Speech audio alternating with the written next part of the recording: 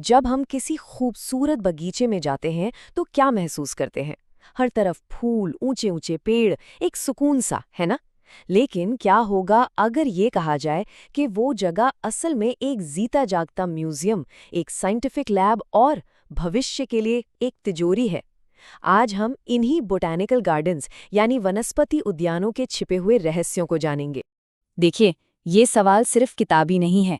इसका जवाब हमें ये समझने में मदद करेगा कि आखिर ये हरी भरी जगह हमारी दुनिया के लिए इतनी ज़रूरी क्यों है। बात सिर्फ कुछ पेड़ पौधे जमा करने की नहीं है, ये उससे कहीं कहीं ज़्यादा है। चलिए एक मिसाल लेते हैं लंदन के मशहूर क्यू गार्डन्स की। इसकी बनावट, इसकी खूबसूरती वाकई में आंखों को एक अलग ही सुकून देती है। ये वो चेहरा है जिसे पूरी दुनिया जानती है, लेकिन इस शानदार पर्दे के पीछे एक और ही दुनिया है। एक ऐसी दुनिया जो हमारे ग्रह के भविष्य को शक्ल दे रही है। तो फिर एक पार्क और एक वनस्पति उद्यान में असल अंतर है क्या? जवाब इन 4 शब्दों में छिपा है: रिसर्च, कंजर्वेशन, डिस्प्ले और एजुकेशन। और ये सिर्फ शब्द नहीं है, यही वो मिशन है, वो मकसद है जो इन बगीचों को इतना खास बनाता है। तो चलिए दुनिया के सबसे जाने माने उदाहरण से ही शुरू करते हैं। क्यू गार्डन्स को वनस्पति उद्यानों का गोल्ड स्टैंडर्ड माना जाता है, और ये हमें दिखाता है कि ये संस्थाएं कितनी विशाल और कितनी प्रभावशाली हो सकती हैं। जरा इसके सफर को देखिए। 1759 में ये बस एक शाही बगीचा था। फिर 1840 तक ये एक राष्ट्रीय संपत्ति बन गया, और 2003 में पूरी दुनिया ने इसे एक वैश्विक धरोहर के रूप में मान्यता दी। ये सिर्फ एक बगीचे का विकास नहीं है, ये हमारे ग्रह के प्रति हमारी बढ़ती हुई जिम्मेदारी का प्रतीक। 50,000, जरा इस नंबर के बारे में सोचिए। ये सिर्फ एक आंकड़ा नहीं है। क्यू गार्डन्स में 50,000 से भी ज्यादा जीवित पौधों की प्रजातियां हैं। ये हमारी पृथ्वी की वनस्पति विविधता की एक बहुत बड़ी जीती जागती लाइब्रेरी है, जो एक ही जगह पर सहेज कर रखी गई है। तो क्यू की ना एक तरह से दोहरी पहचान है। एक तरफ तो ये घूमने फिरने की एक बेहद खूबसूरत जगह है, लेकिन पर्दे के पीछे ये विज्ञान का एक पावर हाउस है। इसका मिलेनियम सीड बैंक दुनिया भर के पौधों के बीजों को बचा रहा है। समझिए भविष्य के लिए एक जैविक तिजोरी। और इसका नेटवर्क 100 से ज्यादा देशों में फैला है, जो ग्लोबल कंजर्वेशन की कोशिशों को लीड कर रहा है। अब हम लंदन से हजारों मील दूर भारत के कोल्हापुर चलते हैं। यहाँ हमें एक बिल्कुल अलग तरह का मॉडल देखने को मिलेगा। जहाँ क्यू गार्डन्स का नजरिया ग्लोबल है, वहीं ये उद्यान एक खास इलाके के संरक्षण पर केंद्रित है, और यही बात इसे इतना महत्वपूर्ण बनाती है। यह है कोल्हापुर का लीड बॉटैनिकल गार्डन। हो सकता है ये क्यू जितना भव्य न लगे, लेकिन इसका मिशन उतना ही महान है। इसकी असली खूबसूरती इसके मकसद में है।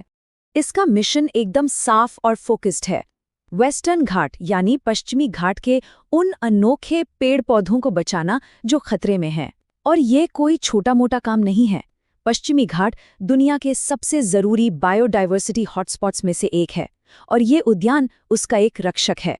और ये सिर्फ एक मिशन स्टेटमेंट नहीं है, ये लोग असल में संकटग्रस्त पौधों को अपने परिसर में उगाकर बचाते हैं, उनके बीजों को भविष्य के लिए एक बैंक में रखते हैं, और सबसे जरूरी बात, ये उन पौधों को वापस उनके असली घर यानी जंगलों में लगाते हैं।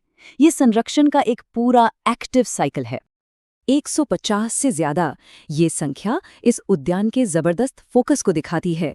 यहाँ पश्चिमी घाट की 150 से ज्यादा स्थानिक प्रजातियों का संरक्षण किया जाता है। स्थानिक मतलब ये पौधे दुनिया में और कहीं नहीं पाए जाते। अगर ये यहाँ से खत्म हो गए तो मतलब हमेशा के लिए खत्म हो जाएंगे। हमारा तीसरा और आखिरी उदाहरण हमें इतिहास में और भी पीछे ले जाता है। कलकत्ता का इंडियन बॉटैनिकल गार्डन, जो न सिर्फ अपने इतिहास के लिए बल्कि अपने एक अविश्वसनीय निवासी के लिए भी मशहूर है। मिलिए द ग्रेट बनियन ट्री से। ये कोई आम पेड़ नहीं है। सच कहूं तो इसे सिर्फ एक पेड़ कहना इसकी विशालता का अपमान होगा। ये अपने आप में एक पूरा का पूरा जंगल है। ये एक लाइन ही सब कुछ कह देती है, शायद दुनिया का सबसे बड़ा जीवित जीव है। सोचिए, ये सिर्फ एक पेड़ नहीं है, ये एक जीता जागता सांस लेता हुआ इकोसिस्टम है जिसकी उम्र 200 साल से भी ज्यादा है। जरा कल्पना कीजिए ये कितना बड़ा हो सकता है। ये एक अकेला पेड़ अपनी हवाई जड़ों के सहारे लगभग 4 एकड़ के इलाके में फैला हुआ है। 4 एकड़, ये तो कई फुटबॉल के मैदानों के बराबर हुआ। ये वाकई में प्रकृति का एक जीता जागता अजूबा है। और ये शानदार पेड़ एक ऐसे बगीचे का दिल है जिसकी स्थापना 1787 में हुई थी। ये उद्यान भारत में बॉटनी यानी वनस्पति विज्ञान की पढ़ाई का एक ऐतिहासिक केंद्र रहा है। यहाँ प्रकृति का चमत्कार और वैज्ञानिक ज्ञान एक साथ मिलते हैं। तो हमने 3 अलग-अलग जगहों पर 3 अलग-अलग कहानियों को देखा। अब इन सबको एक साथ जोड़कर देखते हैं कि ये हमें बताता क्या है। ये स्लाइड तीनों कहानियों को एक साथ ले आती है। क्यू का पैमाना ग्लोबल है, कोल्हापुर का रीजनल और कैलकाटा का हिस्टोरिकल। तीनों के फोकस अलग हैं, लेकिन उनका जो मूल मिशन है वो एक ही है, हमारे ग्रह के पेड़ पौधों के जीवन को बचाना और उसे समझना।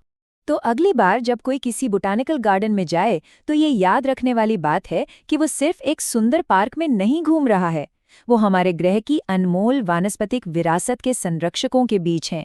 ये जीवित म्यूजियम है, रिसर्च के केंद्र हैं और एक हरे भरे भविष्य के लिए हमारी उम्मीद है। और यही बात हमें इस आखिरी सवाल पर लाती है। जैसे जैसे क्लाइमेट चेंज और बायोडाइवर्सिटी का संकट गहराता जा रहा है, इन जीवित लाइब्रेरियों की भूमिका और भी ज़्यादा ज़रूरी होती जा रही है।